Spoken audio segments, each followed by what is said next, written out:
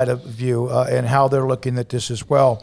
I've seen a lot, and again, when I say that, then people may refer to social media, but on my timeline or whatever, I see this. Well, they're not going to be able to win in the SEC. Oklahoma and Texas are two of the top winningest programs in college football history. Now, for UT, for about the last decade or so, they've had maybe one team that popped up, played for a Big 12 title, got beat by Oklahoma after beating them earlier in the year, won the Sugar Bowl. It's been a while. Oklahoma has been running the conference, we know. They've had their downtime, but most of that was back in the late 90s until Bob Stoops arrived. You don't get to that point because you back away from competition. You may not be quite as successful. It will be a tougher road, but I think those two schools are big enough, strong enough, and recruit enough to where they're willing to take that chance, and I think that right there is enticing as well. Well, and I never I don't think about this in the my question about Texas isn't they're going to go in there and win, or they think they're going to go in there and win. I mean, they might, but it's not going to be right away because that's a huge mountain to climb for anybody. What my thought is that they've always hoisted themselves up on the fact of being in charge and of being they're on their own, and joining the SEC means you're part of a commune now. It's democratic. Everybody's on equal footing. Now, granted, I'm sure some voices, Alabama's voice is probably louder than Vanderbilt's, but there's no, what Texas won't be able to do, and they won't get away with in the SEC like they have in the Big 12 is, say this stuff's going on at LSU right now, and Texas is mad because they've lost to LSU 5 times in a row. They won't be able to dump gasoline on the LSU fire and Greg Sankey not go to them and be like, hey, you need to shut the blank up. Well, I think that is already – I'm sure that there are already people camping out in Baton Rouge for those stories, and, from launching from afar. I think what everybody needs to realize is kind of like Steve Sarkisian. I think he got annoyed last week, at least reading his face a little bit. I was watching him during a couple of different questions, and he got asked of do you every new Texas head coach does, do you really know the expectations, this big daunting expectations? And he's like, yeah, I get it. I've been at USC, I've been at Washington. I think he was annoyed by the question, honestly, because it's duh, yeah, I know what I'm taking on. Now maybe Tom Herman was he flew a little differently. He was a different bird, but Steve Sarkisian's not a dumb guy. And so I look at it this way. Steve Sarkisian doesn't need to be asked the question about the expectations at Texas because he knows what those expectations are. That's why he's at Texas. I don't think you need to sit there and I asked this question of Ryan a second ago, so I'm guilty of it, but I think Texas knows that, yes, this might, and Oklahoma as well, this might mean more losses. This might, in the case of Oklahoma, mean less conference championships in football, but the playoff is still going to be about the same chance that you had, maybe slightly less. The money's going to be much larger. The security is going to be forever. Yeah. So they know exactly what they're getting into, but they look at the positives rather than you might not have a seat at the head of the table. You're just going to be one of 16, or you might not have, the pull to blast somebody in the conference like you did maybe at other times. And you won't have this, you won't have that, but they don't care because they see the money, the prestige, the security, and just like Sarkisian, yeah, he sees those challenges, but he also sees what overcoming those challenges will look like and what it's like to win at Texas and win titles at Texas. And so, you can point out all the little negatives there might be here and there, they won't have as much power, but I don't think they care. I think this move is too good to matter and let those types of things like the Longhorn Network. Sure, we'll get rid of the Longhorn Network because now they care about the teams they're involved with. They didn't give a damn about the Big 12, and they made it clear time after time after time. So, yeah, whereas that was, a nice little side piece for them, they'll make up that money in no time as a member of this giant SEC conference, and they'll throw it to the wayside because they see the other side and the greener pastures. Well, and I think the thing that was hard for me yesterday to wrap my head around was you stood on these for so long. This was the tenets of your institution. And by going to the SEC, you basically said after a decade, yeah, that didn't work. Yeah, it didn't work for us. Yeah. Doesn't work. We got to leave. No, I mean, they, I wrote this article today where basically I was just kind of looking at, Baylor's not in a good position. I made no bones about that. And there's other schools that aren't in good positions either. But it was just kind of about sort of wrapping my head around all of the rumors and the talk and everything like that. And it's a scary new world out there. But yeah, Texas is taking a big plunge. Oklahoma's taking a big plunge. But somebody made the comment of one part of your article was wrong because I said I don't blame Texas and Oklahoma for making the move. And this person said, well, one part of your article is incorrect. I do blame Texas. And yes, they are to blame along with Oklahoma. They clearly were the ones that initiated this move or at least moved it down the tracks. But if I'm just looking at it from a non-fan standpoint of not how it affects me personally, it's a no-brainer move. If Baylor, Iowa State, Oklahoma State got the SEC invite today, you think they're even hesitating to say yes? They'd have to clean their pants. Oh, my God, yeah. They'd have to change their pants if they got that invite. So it makes all the sense in the world. Yes, you can blame Texas and blame Oklahoma for basically crushing the Big 12, and you can point out how Texas has done this not once but multiple times now with the end of conferences. But for them, trying to look at it with no bias, it's a no-brainer move, and you have to make it, and every other school would do the same. I don't like how they went about it, but that's college football and politics. Yeah, I mean, look, it sucks for the Big 12. It sucks for those 8 teams that are going to have to figure things out. And it sucks to, that you're going to have argue, like Baylor, say Baylor tries to join the Pac-12, they're going to have discussions about why the rest of those schools shouldn't care that they're a religious school, or that it's okay to have different beliefs in the conference. Or they're going to have to, and there's going to be some backbiting among the schools that are trying to get places. Think about, what leg does Kansas State have to stand on? None. Oh, no, I told you, man. They're one of those schools that they're definitely in the purgatory. Baylor has this. I was talking to a friend earlier today. What Texas and Oklahoma are their big budget movies. They're big budget movies. Everybody's seen them. Everybody knows. Baylor's like a really good independent movie that cool people have seen, I guess, in a way, or people have seen that are film buffs. Nerds, film nerds, yeah. But they're having it like, oh, you haven't seen Swingers? You should. That's what they are. So they still have to sell what their good is. But then I thought about Kansas State.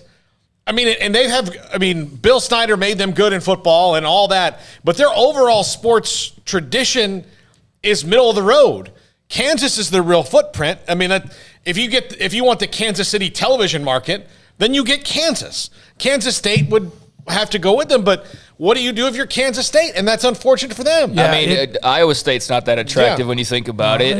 Yes, they're good in football right now. They've had success in basketball, but they're not the most attractive. Kansas State's not the most attractive. Baylor's not the most attractive. TCU's not the most. The 8 teams remaining, Oklahoma State's, just off the top of my head, probably the best of the bunch, right? I think Tech will probably be fine, but yeah, there's 8 teams out there, 8 programs, 8 schools out there that they're all wondering the same thing. And you know what? They don't feel nearly as attractive as they felt yesterday because they all have their warts, or they all have their blemishes, and some will be able to put a little powder on, and you won't know the difference, and they'll look good, and somebody will scoop up and grab them. But I don't think that's going to be the case for everybody unless they all stick together, and I don't know how you would make that work either. So it's very, very interesting. There's so many scenarios, and nobody has the answers. But the bottom line is, you better start, and that's why at 5 o'clock they're supposed to be. And I've talked to a couple of people that said that there's going to be a conference call, and it was reported, but I also checked on that because you never know. All right, so do you remember what the conference mantra was? Not just one true champion that blew up in 14 when they had 2. Well, it depends on how you look at that. Do you remember what the year we're in at the Weston, I believe, at Galleria? Mm-hmm. Is that right? And that's the year Nebraska had left in June or July of 2010, right? Yes.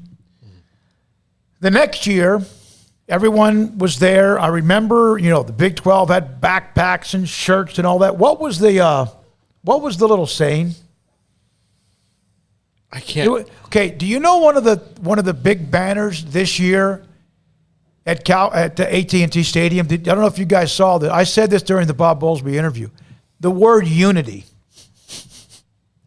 The Big 12 always has it's the opposite of a comic, right? It's like bad timing. It was unity. It was, one true champion that's been a part of it for a while, and the unity. And here we are less than a week later. The Big 12 has always been the fakest family on Facebook. They're the family that fights all the time and hates each other, but then Christmas rolls around and there's a picture of them all just smiling. Love you guys. I mean, that's what the Big 12 has always been. It's a family that doesn't like each other, but they're forced to get along because they're family. And, you know. You have no idea how much that hits home to me. Right. I mean, but that's how I look at it. So, yeah. They are. I mean, they are like that. But, you know, and they haven't. You know why you do that, though? You have to be that way when you're not that way. Yeah, and that's, you can't be what you're not, and that's the Big 12. I'm trying to convince people you are. The Big 12 from the very beginning was fraught with, look, they didn't want Baylor and Tech. They didn't want them. The governor and the lieutenant governor made it happen, so they had to take them. Then when they all get together and they get over that first little thing, the two biggest schools, two of the three biggest schools, when you're talking Oklahoma, Nebraska, and Texas had all kind of bureaucratic tete-a-tetes about what's wrong with this and what's wrong with that. And, we should have this many partial qualifiers, and Texas is like, we don't do that here. And Nebraska's like, well, we've been doing it for a long time. We've got a lot of pelts on the wall, so maybe you should do it our way. And Texas said, we don't care about your pelts. You're doing it our way. We are, now that we're together, we now will do it our way. Yeah. Where's the conference? The conference office is where? Oh, I know it was in Kansas City. Now we're bringing it to Dallas. Yeah. So it's just. Hey, by the way, you could say how much clout Florida, Georgia, Alabama, LSU, whoever have. There's going to be some changes. There's going to be little subtle things that happen behind the scenes, because you know what? If you're the president of that school or whoever you are, you do whatever's best for you to maybe chip away to make you even more competitive. I just had this thought, and I can't believe I didn't think of it till now. Florida and Texas are going to play each other in a game every so often, and I'm going to vomit all day. All right. Well, you just won't have to watch it. I mean, it'd probably be like on Amazon Prime or something. The fact that it exists, like, it'll just be one of the things that I know. I'll be like, didn't they play in baseball? That was the worst. It was the worst. That is one thing, though. College World Series, yeah. No, I just went on about, and we got to go here, but I went on about how Texas and Oklahoma know exactly what they're walking into. But, yeah, I mean, this is going to be the first time in a long time where they actually look around the room and they go, wow, they're on the same level as me. They're on the same level as me. They're higher than me. Alabama. They're on the same. I mean, this ain't walking around and two schools looking down their noses at the other 8. This is going to be two schools who are looking straight in the eyes of not quite the rest of the 14, but about 12 of the 14.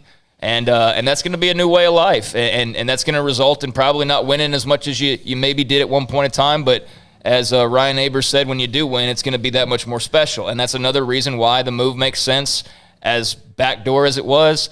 If you're a Texas or Oklahoma fan, you're glad your programs did that, I think, in some ways. They made that move. They finalized the future for you, and you're not one of those 8 fan bases that suddenly has no idea what the future looks like. All right, here's some more. Let's get to these because a lot of you have put this up. Baylor is not Pac-12. They're going to end up stuck with Houston and SMU, and who knows, maybe that's the case. Not going to happen as far as TCU to the ACC, Big 10 or Pac-12. TCU has the DFW, huge population metro place. They don't carry that market. They don't. I mean, with all due respect to TCU. No, they're in a big city. Like Tulane does not carry New Orleans. Right. And Houston doesn't carry Houston or Rice. It's not the case. Do you want tickets to any TCU game, but maybe one a year? You can get them. You can get them the day, like walking up. Also, Pac-12 will not take religious schools. TCU, Brigham Young, and Baylor are a package somewhere, perhaps. No, well, people keep saying that, but I think the towns have to change, right? Yeah, I mean, I wrote about that in the article. That's not like the Pac-12 has not come out and said we will not affiliate, but that has been brought up in various avenues about that being problematic if you're a school like a Baylor. Now, TCU does not lean nearly as hardly into their Christian name as Baylor does. In fact, they don't like to even be called Texas Christian University. I'm surprised they're still TCU, and I'm not knocking them. I'm just saying, like, they basically they don't act. You know what I mean? Like, they are TCU, but they're not TCU. Yeah, exactly. So, I look at it from Baylor's perspective, and I think what they've gone through in the past, that's a blemish, and that's something that I mentioned. But maybe the Pac-12 hasn't outright said that, but you don't think that if Baylor comes to the table with their Baptist views and their conservative outlook, you don't think that's going to clash with Cal and Stanford and schools like that. Of course it will, and that's where I see it not being so much a Pac-12 mandate, but just I don't know that they would have the favor to join that group and bring that type of viewpoint into a group that has a very extremely opposite viewpoint in some ways. Their argument should be in that case is why should it matter? Right? No, absolutely. We're willing to be in your league, and we disagree with you. Right? No, I know. That's. But the Pac-12, with what the SEC's doing, the Big Ten, the ACC, and even the Pac-12 commissioner said it today. They're watching this. All of them are looking at their options. I don't know who those options. You hear about West Virginia to the ACC because, okay, they're West Virginia, and that's where most of the ACC is located on the East Coast. That doesn't mean that's the match. I never thought Maryland would be a part of the Big Ten. I never thought Rutgers would be a part of the Big Ten. And, again, those are certain markets they're trying to get as well. But some schools, no matter where they're located, that doesn't mean they actually carry that particular market. Here's a couple of others. If you're an Oklahoma State fan, how do you feel about this right now? A couple of Oklahoma State fans have said nervous, but yet excited about the possibility of something new. I do think I think if you're Oklahoma State, you're definitely nervous. And I think if you're any of those 8 schools, you're a little bit nervous. But I think there is something, and I know that a lot of Oklahoma fans will probably automatically disagree, but I do think there is that sort of breath of fresh air. It's the same one A&M just experienced without being attached to the hip with Texas. And guess what? A&M fans really enjoyed that. They enjoyed not being called little brother all the time. They enjoyed not having the constant comparisons. So I think that there will be, so long as they land in a nice spot, of course, I think Oklahoma State fans are going to experience that same breath of fresh air, not having to constantly hear about Oklahoma or constantly being compared to Oklahoma or constantly, this or that with Oklahoma. They're still going to be lower on the totem pole because Oklahoma in the SEC is not going to be topped, but they can still carve out a really nice lane for themselves and, do so on their own, so to speak. And I think that'll be something to look forward to potentially.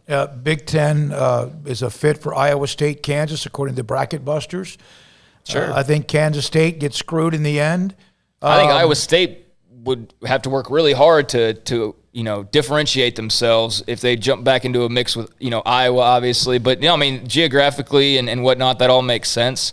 But, yeah, I think it's the game that everybody's playing all day long right now is who could fit where and what could that look like. But if you are the teams that have already left conferences to go to a new one and you're bucket loads of money, why would you then look at wanting to rejoin the Big 12 or be a part of the Big 12? Why would Arkansas want to do that? Oh. They're about to get like a family member back in Texas. That's a long-time rivalry.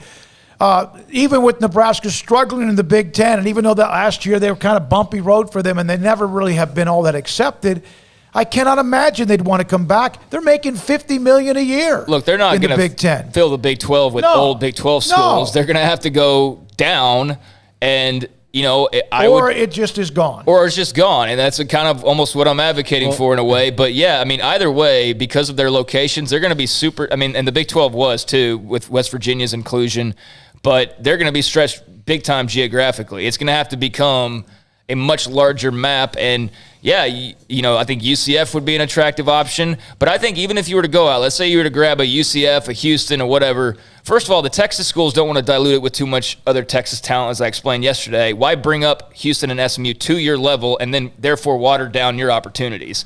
That doesn't make a whole lot of sense. But bringing in a bunch of these other teams too, UCF, whoever, I don't know that still makes you a power conference. Those weren't power schools to begin with. Yeah. Now you don't have Texas, Oklahoma. I can't. And bottom line is, even if you are to sit there and be Bob Bowlesby and say, hey, I've got 4 teams lined up, they're ready to join, that's great. But if those 4 teams are UCF, Kansas, and just throw Memphis in 2 others, whoever, but Kansas gets a call from the Big Ten saying, we'd love your basketball brand in this conference, they're out. And guess what? Now you need another team. So how much does it water down to the point where you're just basically the Southland Conference? You know what I mean? Yeah, and I'll say this.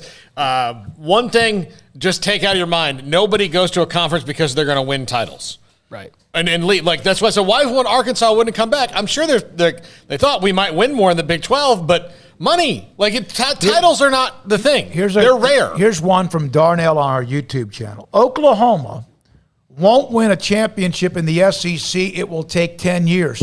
I will bet you on that. Okay. You think I'm wrong? No. They're Oklahoma. And yes, they've lost to LSU in a championship game. And yes, they blew the lead against Georgia. And yes, they have been popped by others as well. They're Oklahoma. Again, they're doing this for money and footprint and all that.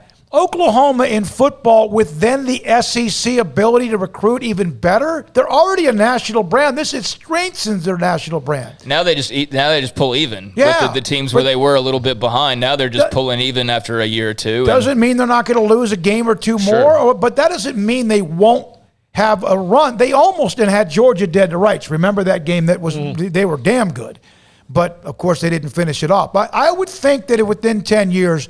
They'll win an SEC title in football. I could be wrong. I do believe. If Auburn can, then why can't they? Mm-hmm. If Georgia can, and they haven't won many of them. I was going to say, when they haven't won one here lately. I do think that Oklahoma within 10 years, would win an SEC football title. I do. I think it'll be less than that. Huh? I mean, I think it'll be. Well, I'm just saying within 10 was what Darnell said. But Darnell, if you're right, you're right. Good for you. I do think I did have one scenario pop in my head, and this, I mean, look, everybody's doing this all day long. We're all coming up with these various scenarios for conferences and whatnot, but you know, what the nightmare scenario would be if you're Oklahoma, like the money's not going to dry up ever again. You're going to have that for forever. But what if, like, after a year, Lincoln Riley's like, you know what?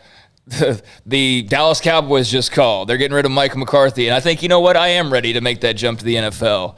You know, if you hire another Lincoln Riley like you did after Bob Stoops, that's all well and good. But if you don't, and you hire a John Blake, who you thought was going to be a Bob Stoops, and all of a sudden you're in that cellar dweller, it's going to be really tough to pull your shoes up and get out of that. And so, yeah, every decision and all that is you know, very very interesting. And yeah, you just hope you keep the band. Maybe that's a pull for Lincoln Riley to stay for forever. But yeah, there's going to be massive changes and little things like that here and there that are going to make this all so intriguing to follow. By the way, from Matthew, he said, no, Georgia won the SEC in football in 2019, so that was a correction. Here's from Michael. Did they really? Okay. Yeah, how are you doing today? Thanks for letting me be a part of your stream. That said, if Oklahoma, Texas leave, who would go to the Big Ten from anyone among the remaining Big 12 schools? We've kind of mentioned that a little bit. Georgia played in that game. They got beat by 27 by LSU. Okay, all right. Matthew, thanks for the text anyway. All right, Max, you just got dunked on. I'm not sure who that was with the possibility it was us. Oh, well. All right, when we come back, is Mickey going to be on with us? Yes, Mickey Spagnola in Oxnard, Cowboys training camp. We'll take a break on the Oklahoma, Texas SEC and what happens to the rest of the Big 12. And they're just a few minutes away from a conference call to figure out what the hell they're going to do next. This is SicEm. Can somebody please hack that and let's put it all over the internet to listen to, please. Hackers, get that Big 12 conference call and make that public. I want to hear what that's awesome. Like the first question. No, Bob Bowles is going to be like, guys. Hey, guys.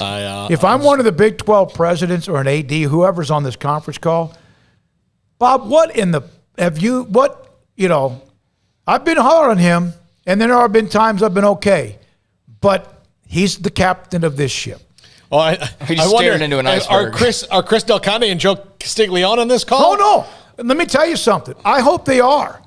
They don't care. Like, that's the thing. They don't care. What are you going to say to them? Yeah, they're leaving anyways. They don't care. They already run the conference. I mean, Bowlesby's on their level. He's not above them really in any way, and even less so now. So, but that would be hella interesting to listen to. Is this the beginning of the end when it comes to NCAA sports? It's one of the, I mean, there's several things that have happened. Will money cause a massive shift in conference alignments? Things are changing, and the one thing we know is they will continue to change, and this, of course, has been a part of the last 48 hours. SicEm